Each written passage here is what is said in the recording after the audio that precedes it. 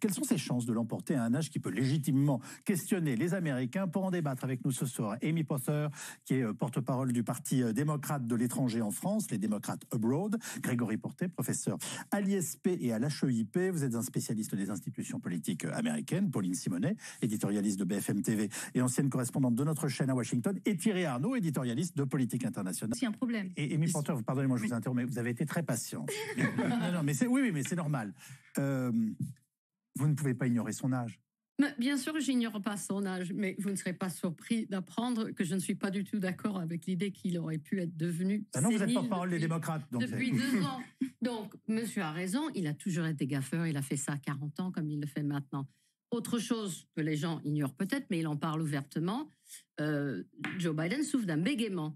Donc, c'est vrai que de temps à autre, il cherche un mot, il bute sur un mot, il cherche un autre mot. Ma mère était orthophoniste, donc je sais quelque chose. Et donc, il cherche à remplacer un certain mot par un autre qui commence par une autre lettre. Bon, bref. Il faut le voir. Et en France, on ne le voit pas, outre que ces discours un peu mis en scène où il n'est pas le meilleur pour lire un téléprompteur. Mais si vous assistiez à ces conférences de presse où il répond aux questions sans note et il parle juste comme ça de tête, il est au taquet. Il y en a quasiment plus. Il y en a de moins en moins. Ah non, c'est pas vrai. Ces arguments-là, on les voit pas en France, mais il y en a. Il en fait quand même. Non, je parle pas de la France. Là, je parle des médias américains qui l'ont pointé du doigt. Il a des porte-paroles formidables, hein, si je puis me permettre. Mais mais en France et aux États-Unis. Donc, vous semblez évacuer ça, mais ça va être une donnée permanente dans cette campagne s'il la mène. Oui. Et il sera attaqué là-dessus. Et Donald Trump, il a 3 ans de moins. Pourquoi vous ne parlez pas de ça? C'est pas une question. Il y a cette moralité, cette figure de Joe Biden qui peut faire la différence. Alors, il a un côté rassurant, justement, qui est également lié à son âge, peut-être, par rapport au chaos qu'a généré Trump chaque fois qu'il ouvrait la bouche.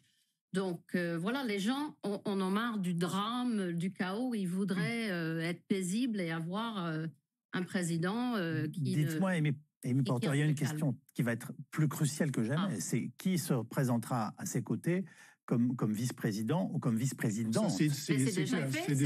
C'est dans la vidéo de campagne. C'est Kamala Harris, bien évidemment. Elle reste en place. Évidemment, pourquoi il changerait? Parce que tout le monde semble dire qu'elle n'est pas à la hauteur. C'est peut-être injuste, mais justement, expliquez-nous. Bien sûr, c'est toujours injuste. On était tous passionnés par cette femme quand elle est arrivée à la vice-présidente, et plus le temps a passé, plus on s'est dit, mais est-ce qu'elle existe ou pas? Et la réponse, c'est qu'elle n'existe pas beaucoup. Si les médias parlaient d'elle, elle existerait. Ah, c'est de notre faute. Non, je ne dis pas que c'est de votre faute. Mais le vice-président est toujours dans l'ombre du président, avouons-le, depuis le début des temps. C'est vrai. Le rôle du vice-président n'est défini nulle part dans la Constitution.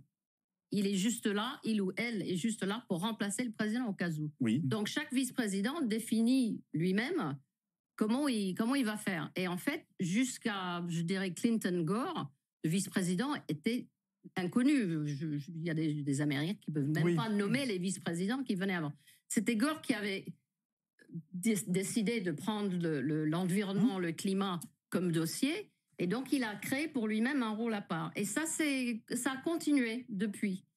Biden, quand il était le vice-président d'Obama, il avait un rôle très, très important. On peut dire qu'il n'a pas fait la même chose avec Kamala Harris. C'est peut-être aussi l'une des explications. Même si je ne suis pas du tout d'accord. Kamala Harris est en charge de plusieurs dossiers. Le dossier le plus compliqué, l'immigration notamment, qui était un dossier miné, qui était très compliqué au moment de la frontière. Et c'est vrai que c'est ce dossier-là qui lui a été confié. Alors, il faut dire qu'elle n'avait pas, elle s'était pas démarquée avant cela. Mais le premier dossier qu'il lui confie, c'était le dossier le plus compliqué à ce moment-là. Et effectivement, elle d'ailleurs, elle a tardé beaucoup à aller à la frontière. Bonsoir, Kamala.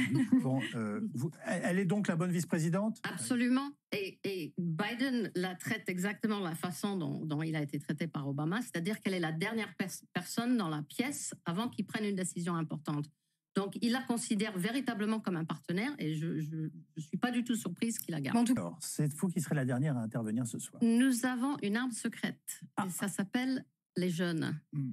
Le groupe le plus enthousiaste pour une nouvelle candidature de Joe Biden, c'est les 18-30 ans.